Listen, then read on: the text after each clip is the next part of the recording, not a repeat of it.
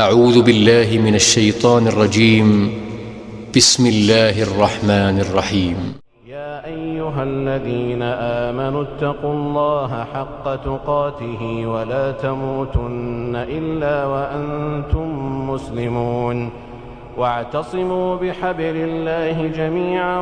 ولا تفرقوا واذكروا نعمة الله عليكم إذ كنتم أعداء فألف بين قلوبكم فأصبحتم بنعمته إخوانا وكنتم على شفا حفرة من النار فأنقذكم منها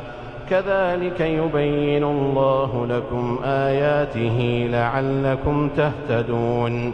ولتكن منكم أمة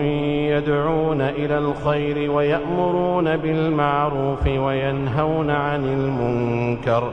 وأولئك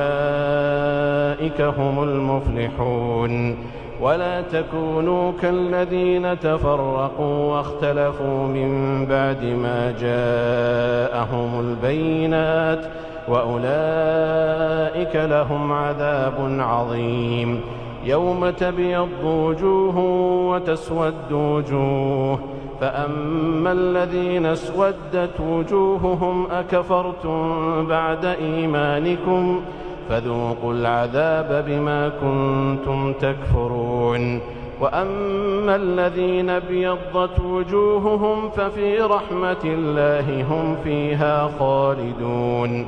تلك آيات الله نتلوها عليك بالحق وما الله يريد ظلما للعالمين ولله ما في السماوات وما في الأرض وإلى الله ترجع الأمور